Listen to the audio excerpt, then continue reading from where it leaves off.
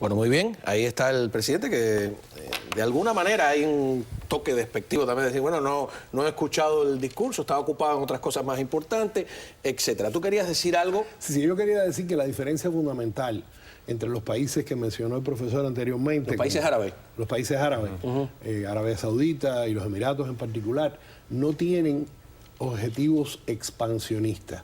Están dispuestos a masacrar a su población, pero a la de ellos. Es como el que maltrata a su familia, pero no se mete con el vecino. En el caso de Irán no es así. Irán ya en este momento controla, como dijo Netanyahu, 4 capitales importantes del Medio Oriente. Hombre, ¿cómo puedes decir que no hay un ansia expansionista cuando precisamente ISIS proviene mucho de sus fondos de Arabia Saudí, del Golfo y de otros países que le apoyan? Quizás no el régimen, ¿no? Arabia Saudí apoya a ISIS. Qatar apoya a Hezbollah de alguna manera, ¿no? Arabia Saudí, claro, porque cuando empieza el conflicto en Siria y la comunidad internacional falla a la hora de intervenir para parar la masacre de Hafez al-Assad, lo único que quedaba era la resistencia armada por un lado y la resistencia de Jabhat al-Nusra por el otro, que luego resultó ser partidaria de ISIS. O sea, ahí vemos cómo ese dinero estaba fluyendo sin duda. desde Arabia Saudí con el conocimiento de Estados Unidos, porque no había otra opción. Claro, hasta que se crea ISIS. Ahora, una cosa. Hasta que se crea ISIS. Pero después que se crea ISIS, lo para. Pero Israel no podría tener... Claro que decir Israel hay que decir qué sectores, qué partidos políticos, etcétera. Podría tener también una preocupación legítima, y la preocupación legítima es que Estados Unidos, para derrotar al Estado Islámico, está de alguna manera aislando a Israel, porque también tú podrías decir, bueno, vamos a utilizar el ejército israelí, vamos a utilizar los aviones israelíes para bombardear al Estado Islámico, y sin embargo no se atreven a hacerlo porque eso significaría que se retiraría toda la coalición árabe. O sea, de alguna manera la guerra contra el Estado Islámico pues asusta a los israelíes. ¿No tiene eso un sentido? Sí, tiene sentido, porque claro que la asusta, ¿no? Pero es una guerra que ven desde lejos. Es una guerra...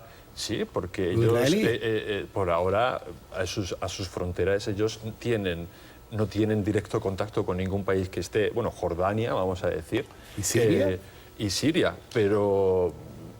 Yo no lo veo desde esa perspectiva, ¿no? Bueno, de Israel, yo creo que es mucho más interesante no aislar a Irán, porque si aislamos a Irán todavía más, como parte del discurso en Netanyahu parecía un poco dar a entrever, lo que estamos haciendo es abocar a Irán a buscar otros métodos de defensa que en muchos casos podría incluso llegar a la bomba, a ese tipo de arsenal.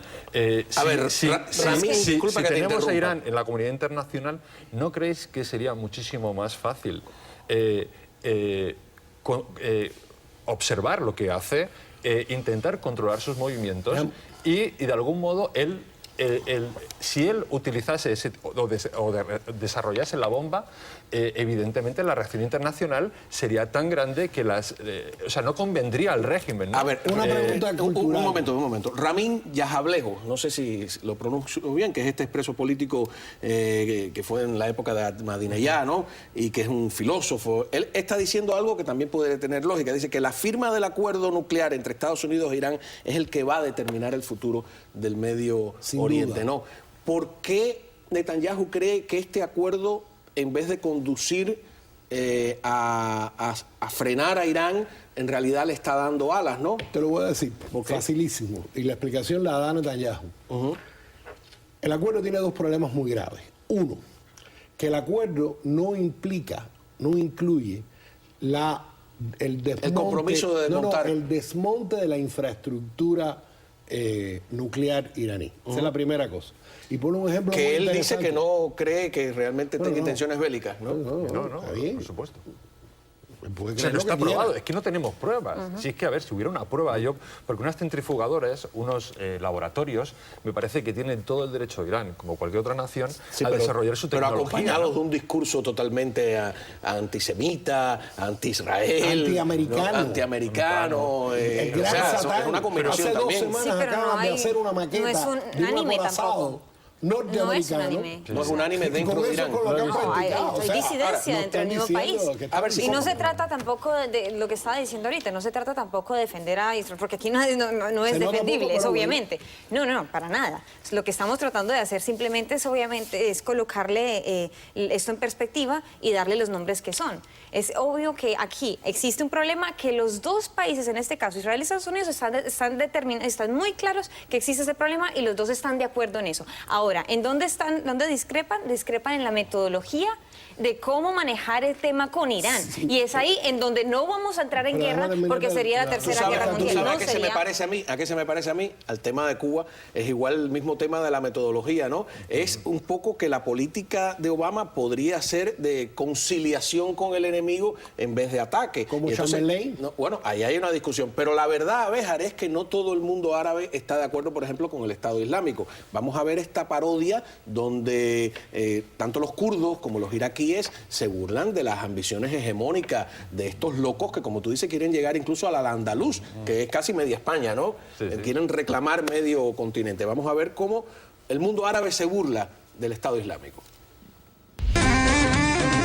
رجدارو تسلكنو بيسين لفكرة لا توموفليس رجدارو تسلكنو بيسين لفكرة لا توموفليس بوتر اكو جين بحواوا تاريخ جيرين دواوا بوتر اكو جين بحواوا تاريخ جيرين دواوا داعشين داعشين بالزنير بهيدوشين داعشين داعشين بالزنير بهيدوشين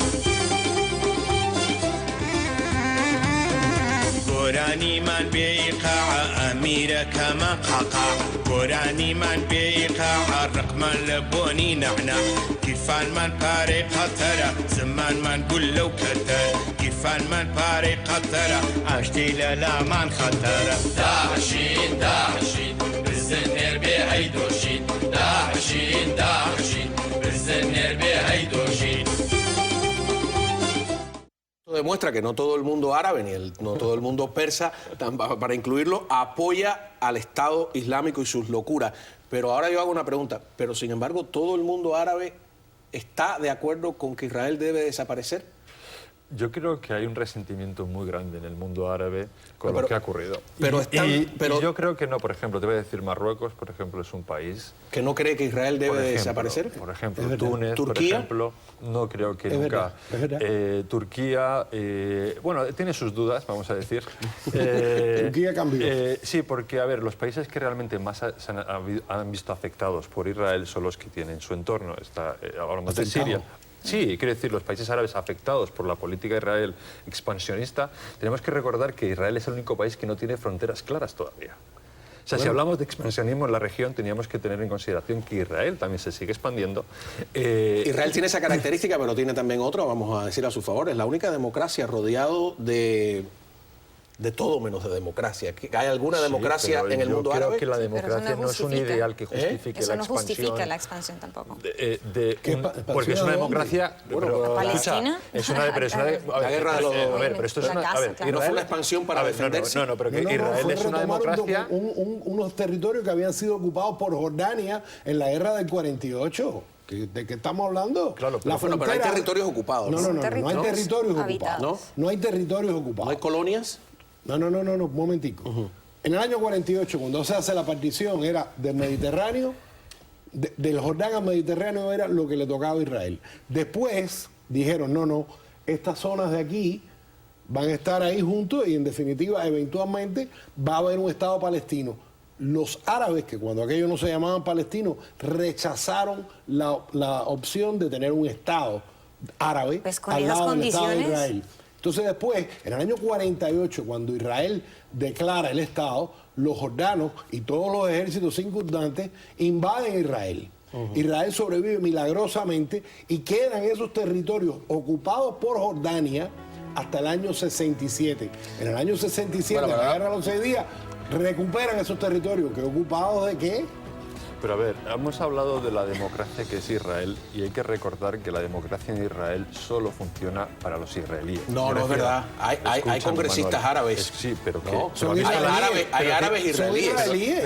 Pero en las condiciones, pero hablo, los árabes israelíes en el Estado de Israel no disfrutan de los mismos derechos que el resto. ¿En qué sentido? En el sentido de que ¿Tienen derecho a voto, por ejemplo? Sí, tienen derecho No, a voto. tienen derecho en a el postular, papel sí, en el papel tienen los mismos derechos. Pero están ahí en las bancadas. Y están en el ejército, y están en el cuerpo diplomático, Que de acuerdo, en el y papel, están en las universidades. Pero hablé con hable con cualquier árabe israelí viviendo en Jerusalén que le describe. Me tengo que ir a una breve hecho. pausa. Es un tema muy apasionante y difícil. Regresamos enseguida aquí con más de Invítanos este de nuevo. tema.